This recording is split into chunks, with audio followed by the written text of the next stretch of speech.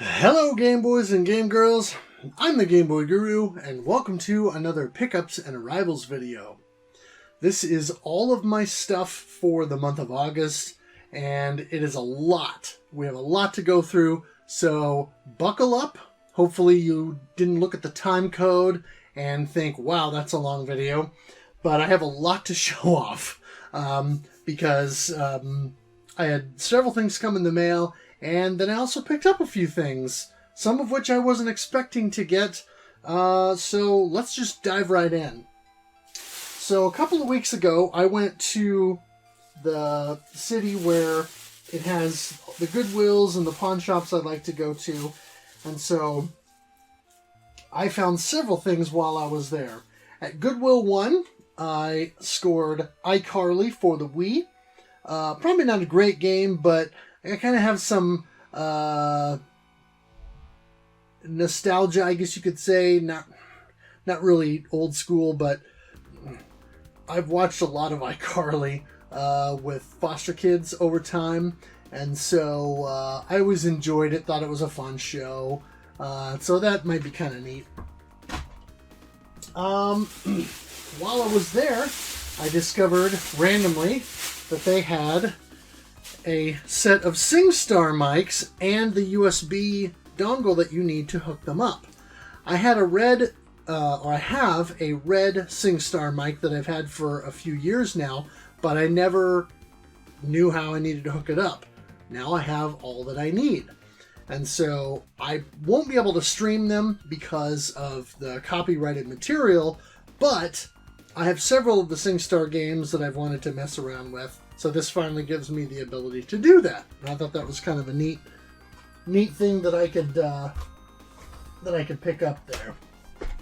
At that same Goodwill, I also picked up this bad boy, and that is this Dance Dance Revolution Disney Grooves pack. Now this is supposed to come with 2 dance pads and the actual Disney Grooves game itself, but sadly that's not in here. It's just the dance pads, and it mentions that on the box that it's only the pads and not the game, but I suspect the game is not expensive, or that I may be able to source that elsewhere, or that there are other games that work with these pads, and so based on the original retail price here and what I actually paid for this at Goodwill, it was a good deal. So I thought I would pick that up. Kind of a neat little novelty item, if you will. So that was Goodwill 1. Goodwill 2 yielded a few things as well. I got 101 Dalmatians Patch's London Adventure for the original PlayStation. They had the Grand Theft Auto Trilogy. Most of the time when I see this whole set together, it's expensive. This was not. I don't remember which one it is, but one of these games is missing the map. But since I already have the individual releases of these already, I have all the maps. So technically I didn't need it in order to play the games. And I'm assuming, since these sold so well, that I could probably source an extra map if I wanted to complete this. But either way, I thought it was cool that I was able to find that. I also picked up a few other things here. I got Scalar for the PlayStation 2. I've had the Xbox version for quite some time, but when I bought it, it didn't have a manual. This one does, thankfully. And so when I decide to actually play this one, I will have a manual to reference, whichever version I choose. Also found Frogger's Adventures The Rescue for PlayStation 2. Excuse me. And there were several Frogger games between the PlayStation 1, Dreamcast, and PlayStation 2, kind of released during that era. Also, Frogger on the Game Boy Color, etc. So quite a few games in the Frogger canon, I guess you could say, released during that time. For the Wii, I got Sea Monsters, a prehistoric adventure. This is a National Geographic game, and so it says, experience the adventure of the giant screen film. So I wonder if this might have been originally based on some kind of an IMAX movie or something like that. So assuming that it's not a copyright strike kind of a situation, this might be fun to do for like a chill stream. Maybe a late night kind of a thing. Who knows? Also scored Blazing Angels 2 Secret Missions of World War II on Xbox 360. And these games look really good. So that was Goodwill number 2. I also went to my favorite pawn shop and scored a bunch of stuff there. For original Xbox, I got Arctic Thunder. And this is not one I've seen in the wild for quite some time. So I decided to grab that. For PlayStation 2, I got Boogie, which I know nothing about, and Superman Returns, which is based on the film, and I don't know if the actor who played Superman voiced the character in the game, but I actually liked Superman Returns, so we'll see if that's any good. We got MotoGP 4 for PS2. Heroes of the Pacific, and I believe I have the Xbox version of this as well. And grabbed a couple of Wii U games. I got Just Dance Disney Party 2, and also got Lego The Hobbit, and I believe this is the last of the Lego games that I need on the Wii U, other than Lego Dimensions, which at this point now may or may not be worth picking up since the servers are all offline. I'm not sure if everything still works in the game or not. I got a couple of Wii games as well. I got Spy Games Elevator Mission. Looks like a sort of first-person shooter. Looks maybe like it could be a bit janky, but I don't know. It's by UFO, who brought out the Raiden games on Raiden 3 on PS2 and Raiden 4 on Xbox 360, and then Raiden 5 now on PS2 and Switch. Unfortunately, the manual got damaged, water damage or something, and so it's kind of stuck together. I'm not sure if I can steam that somehow to sort of loosen the pages enough to separate them. I'll have to look up and see what I can figure out on that. And then I also got the relatively new or recent Teenage Mutant Ninja Turtles game based on the more recent Nickelodeon cartoon. This does not have a manual, and normally I wouldn't pick that up, but every time I see this in the wild, it's expensive or it's completely beat up. So this was in good shape. I don't know if it comes with a manual. A lot of times kids' games do, so I'm curious to know if it does. If any of you know, I would appreciate a heads up on that. But since I hardly ever see it in the wild where it's either inexpensive or not totally beat up, I decided to grab it. And then I got Call of Duty Black Ops for the PS3. U-Star 2 in the movies. This is Move compatible. I don't have a Move set yet. I need to get one.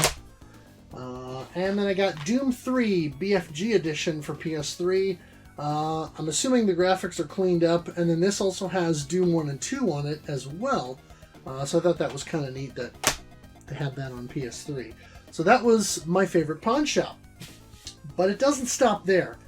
I also went to the retro game place in town and picked up a couple of things.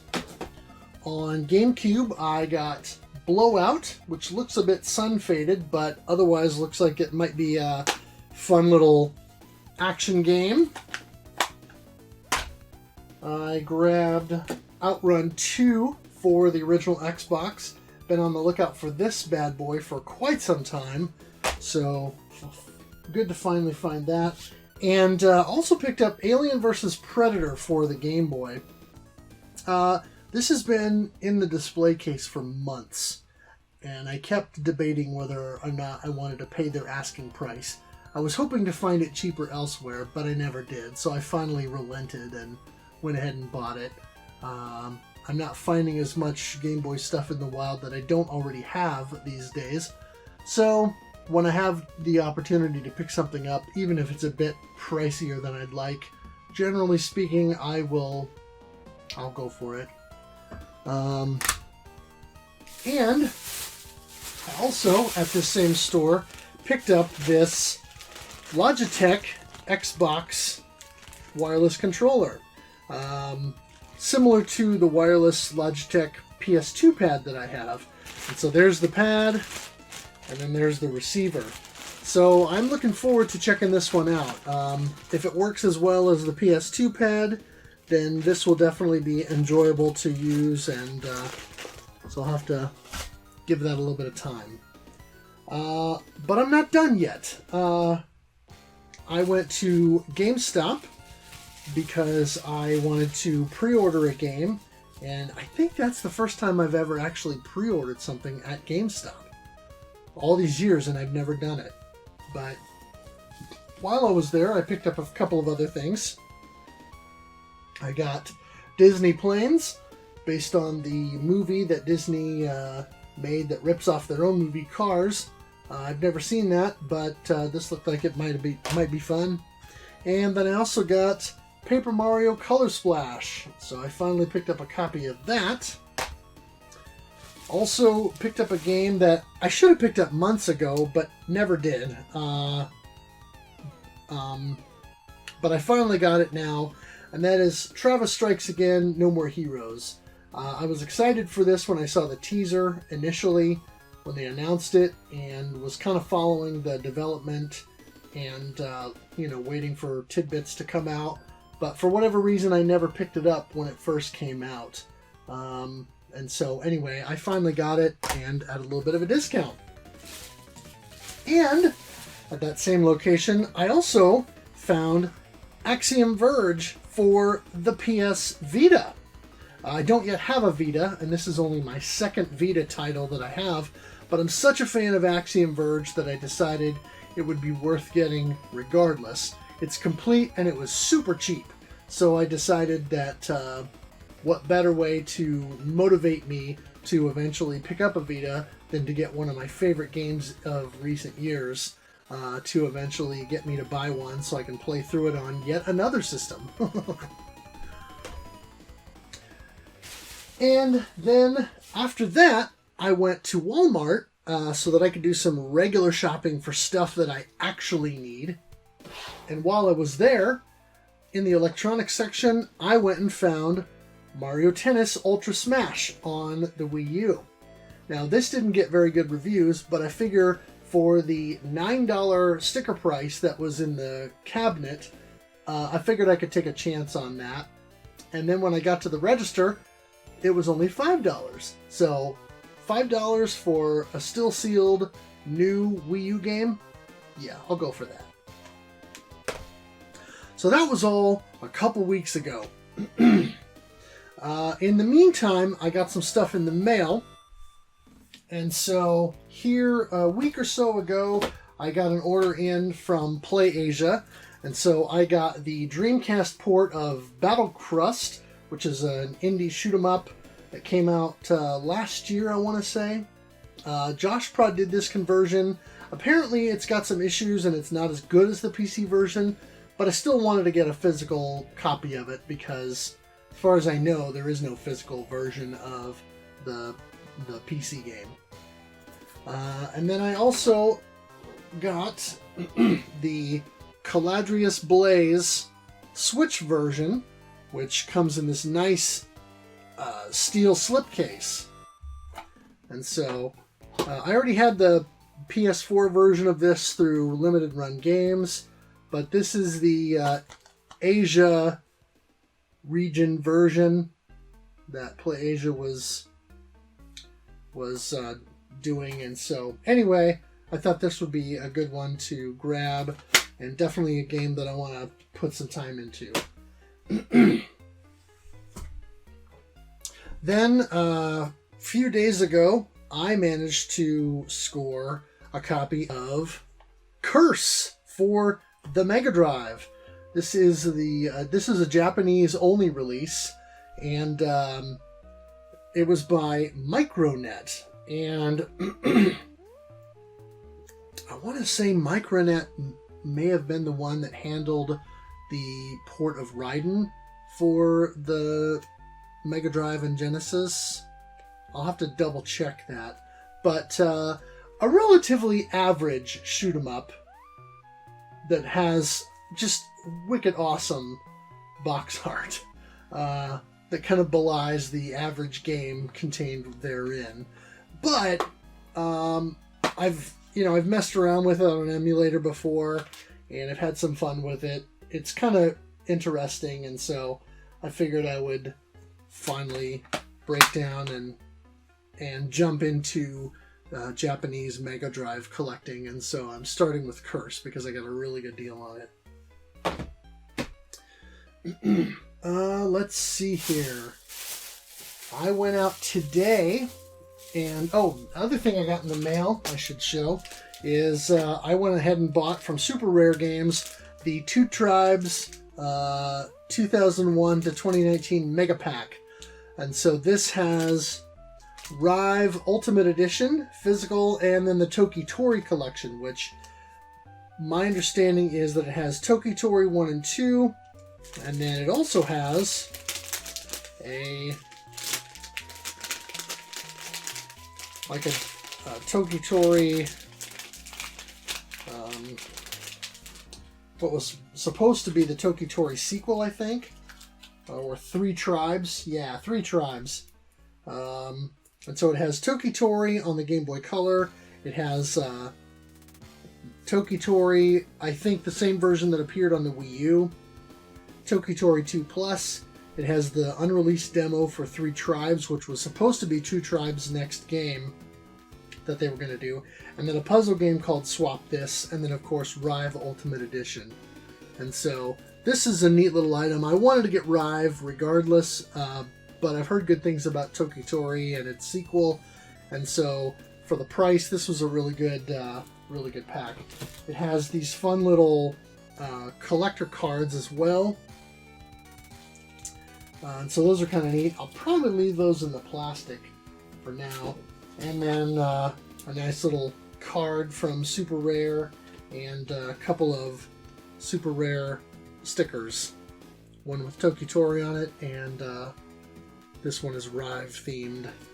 So pretty cool little package from Two Tribes and Super Rare Games. I went out today and did some running around.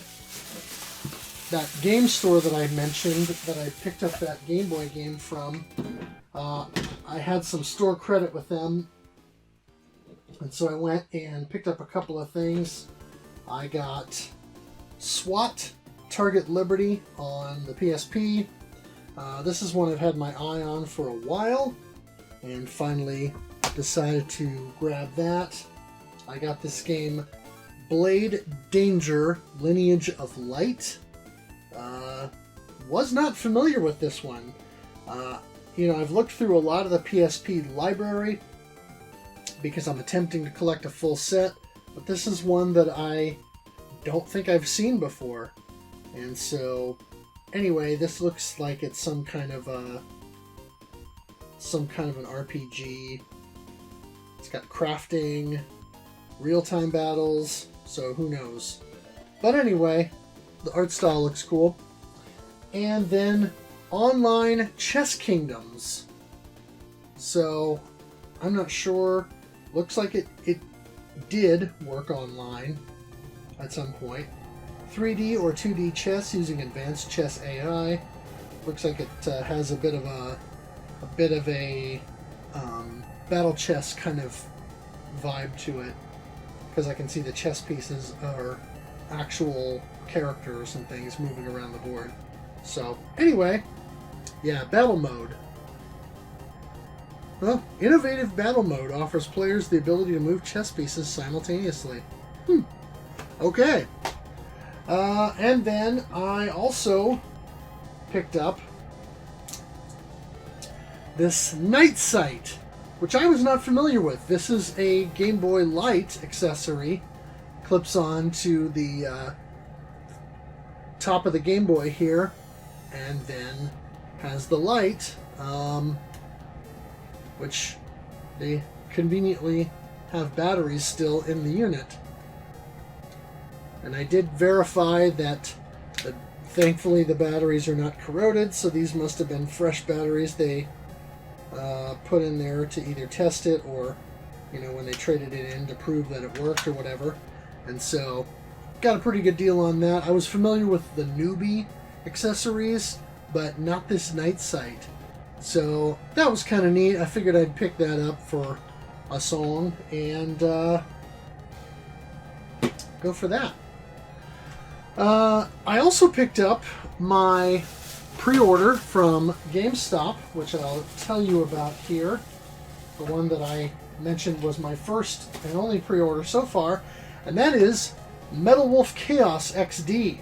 Metal Wolf Chaos was an Xbox exclusive, and it was exclusive to Japan, even though for some reason it was exclusive to Japan for some reason, even though it essentially was you play as the Vice President of the United States running around in a mech suit fighting the President of the United States, who apparently has become corrupted and is running the country into the ground or something. So anyway, completely ridiculous story, and I guess the game is somewhat famous for being really over the top and ludicrous, which sounds right up my alley. So I decided I wanted to go ahead and get that. That might be one that I stream. And then I also grabbed on the Switch Saints Row the Third, the full package. This is the September playthrough game for rfgeneration.com. And since the Shmup Club game is Zaxxon, which I mentioned in my previous video, you know, I'm going to be playing that quite a bit, but there's only so much of that game that you can play before, you know, it's not like a standard, more modern shmup where there are defined levels and, you know, you progress and all of that stuff. Once you get through the main course, the game just loops. And then it's just a matter of continuing to up your score. And so I probably won't be streaming this one because of the soundtrack. I would get copyright strikes on my channel, but I do want to play this one and you know, follow along with the RFGen community, and so been curious about these games for a while. This one is supposedly the best in the series, and so yeah, I'll give this a go. So that was GameStop today. Also today, I picked up something that I ordered online a couple of days ago because I got wind of a really good deal through Best Buy. So many thanks to Bickman2K from RF Generation for shouting this out and making this known. And so this was a super killer deal from Best Buy to get Mario plus Rabbids Kingdom Battle. Well, it's still got the little pickup slip on it.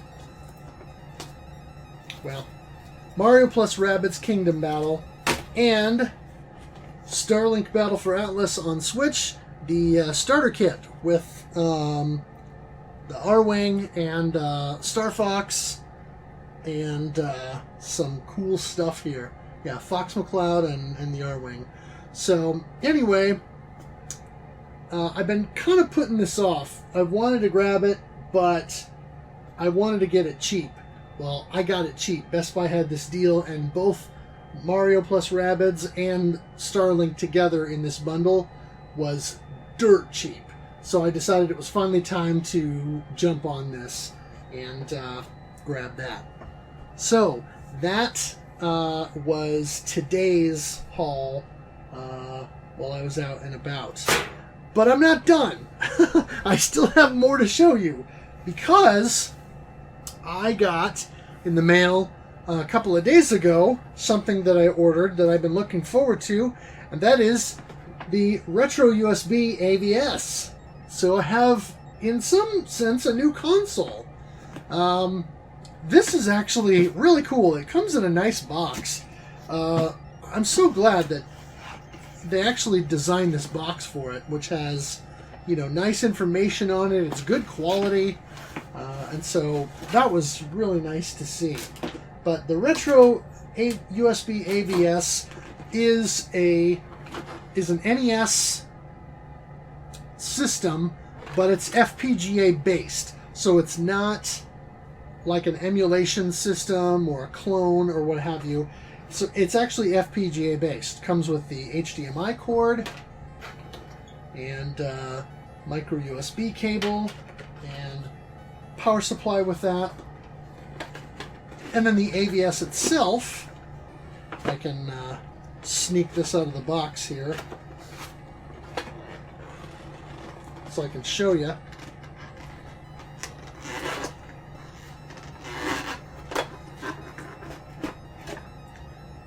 Oh, and look at that. Comes with a little booklet that's roughly the size of an NES manual. Oh, that's pretty cool. Has some instructions there, so that's pretty sweet. But the AVS is this nice little system that mimics the NES. You can see the power and reset buttons on the top are very similar to what the original NES had. You know, the styling underneath kind of mimics the area underneath the NES that had the expansion port that never got used, and so the molding kind of reflects that, which is a nice nod.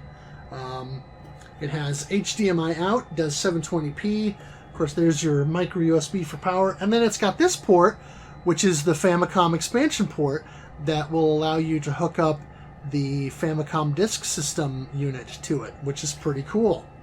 Speaking of which, you open this little flap up, and the connector in the back is a standard NES 72-pin connector, but then here is a 60-pin Famicom connector. So I can start collecting Famicom games and playing them on this bad boy.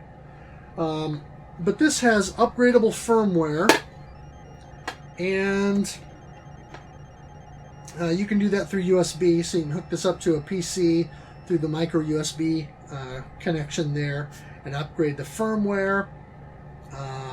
It's got built-in cheats and some pretty cool features. And so in order to help me better stream NES games, and also to enable me to play some Famicom titles, because I know there are some shoot-'em-ups that I would like to cover that are Famicom games, this will give me the ability to start jumping down that rabbit hole.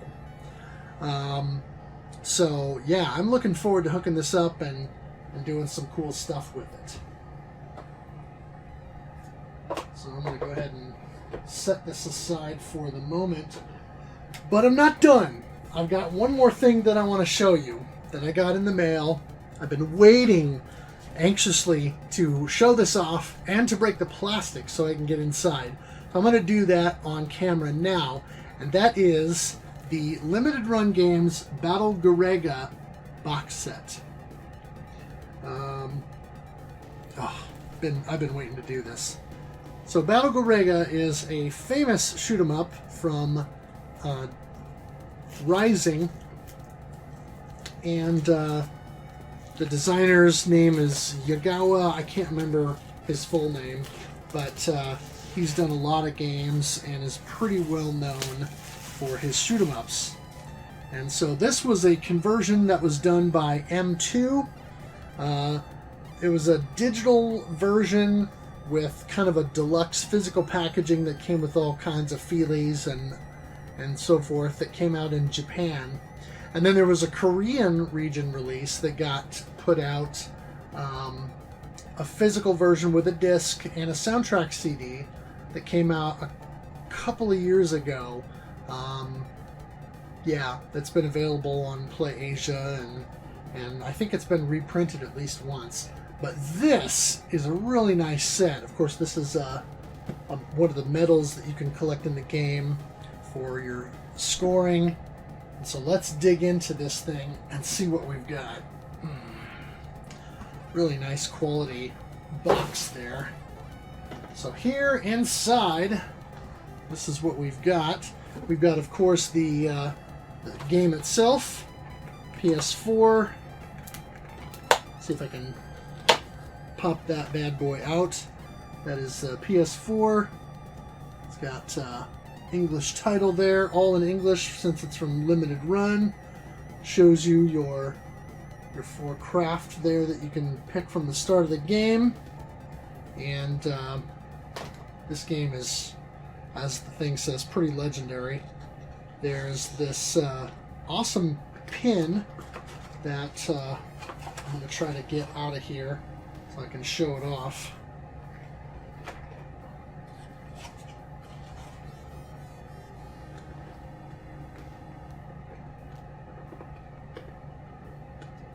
See if I can figure out how to loosen this thing up.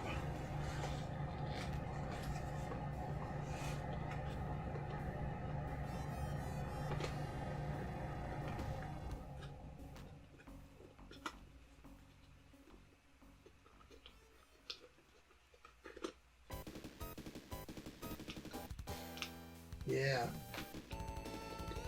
There's this awesome pin here that looks just like that high point medal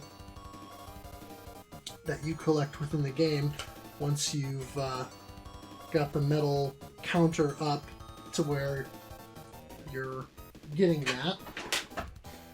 There's also, uh-oh, I'm dropping stuff. Oh my. I'll grab these before I roll the chair over on them.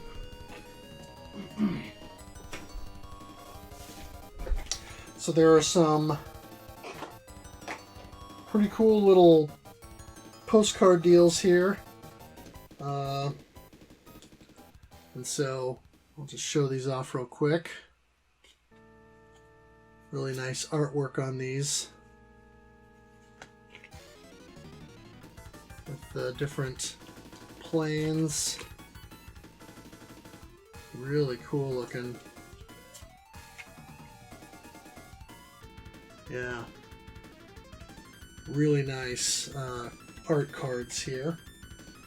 And there's this really cool kind of Sega Saturn style, US Sega Saturn style commemorative case here. Of course, the game never got a US release, but this sort of mimics what might have been had we actually got a port of Garega over here, which honestly should have happened. I mean, most of the good shoot-'em-ups that came out in Japan only really should have come out over here, but, you know, the market just wasn't there for them. And so, this, of course, is, like I showed you with the Paradise box, the same kind of reproduction case that Limited Run is trying to do for Saturn and PlayStation long boxes. So that's pretty cool.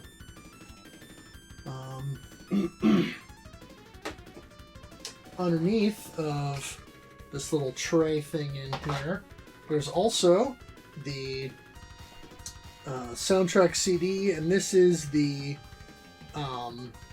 Revision A, or Revision 2016 soundtrack, which I think is just a slightly reworked version of the original game, maybe cleaned up a little bit.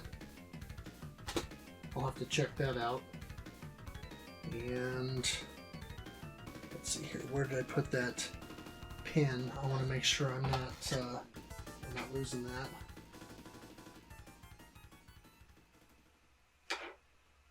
There's some other pretty cool stuff in here.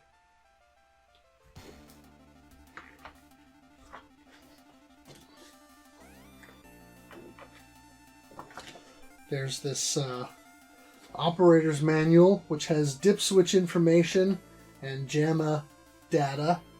Of course, it's in mostly in Japanese, but this is pretty cool. This would have been something that arcade operators would have received with the actual PCB when they bought the arcade game to put in their arcade. There's this nice little full color flyer, like an advertisement for the game. Has control information and information about how to play the game. And similarly, there's this nice glossy card, which it's perforated on here, so I think you can bend or separate these so that you could, you know, bend it and put it together, or I don't know. But anyway, similar information. That really nice piece. This would be great for display. Put this in a frame and hang this up on the wall. That'd be really cool. And along with, there is this awesome vinyl release of the soundtrack. This is a 2-disc, 2 LP release. And once again, I think this is the revised version of the soundtrack. I'll have to listen to it and double check. I remember reading it when I first bought it, but I'm a sucker for game soundtracks, and I'm a sucker for video game vinyl, as you know. So this is very cool. This is something that I will definitely be throwing on the turntable, especially since I just got myself a new cartridge and stylus for it, and a new cork mat and weighted stabilizer, and so I've been kind of going back and listening through some of my game music vinyl again, and it sounds really good with the new setup. So yeah, very, very cool. But this is a really high quality product, and I'm really pleased with how this all turned out and how nice this setup looks. So very, very impressed with the way that this all came together. Very, very nice. But yeah, Battle Garega, looking forward to giving this one some love. This is a notoriously difficult game, mostly because of the rank system, and so that'll be something that'll be interesting to kind of discover as I go along and play it. So anyway, thank you guys so much for watching and going through this whole video with me. Like I said, tons to go over, tons of cool stuff to show off this time, particularly the Battle Garega box set and the AVS. You'll definitely be seeing some streams with the AVS that will show that off. It'll look real nice with the 720p output and HDMI. And since it's FPGA based, you know, it'll be real accurate to how the NES looks and plays. So anyway, that's all I have to show you this time. I already know I've got stuff coming in the mail that I'll be able to show off next month, and hopefully probably, well, I don't know if it'll be as exciting as this, but I definitely know that I'll have stuff to show you. So anyway, let me know down in the comments below if any of the stuff in here is stuff that you guys like or have played. You know, do you have any suggestions of games that I should play? Obviously, I'm going to be putting some time into this for the RF Generation playthrough, and like I said, Metal Wolf Chaos I may try to stream just because I've been waiting on it. But anything else in here that I should focus on or maybe, you know, try sooner rather than later? Have any of you played Starlink, and do you guys like it? You know, I've heard that it was fun, but the whole Toys to Life thing kind of died off pretty quickly, and so I think Ubisoft sort of jumped in a little bit late in the game for this. I think it was Ubisoft, yeah, Ubisoft. And so, anyway, I'm curious to know if you guys enjoy this or not. But if you like this video, consider clicking the thumbs up and also consider subscribing so that you can see more of my videos in your YouTube feed. I'll have a link in the description below where you can check out my blog and read my Game Boy reviews. That is gameboyguru.blogspot.com. And also, I'll have a link down there for Nira's channel. He provided the Super Mario Land overworld music that I use as the intro for a lot of my videos, and he does a bunch of other great chiptune and game music covers as well, so I would encourage you to go check that out. As always, thanks for watching, thanks for playing, and game on.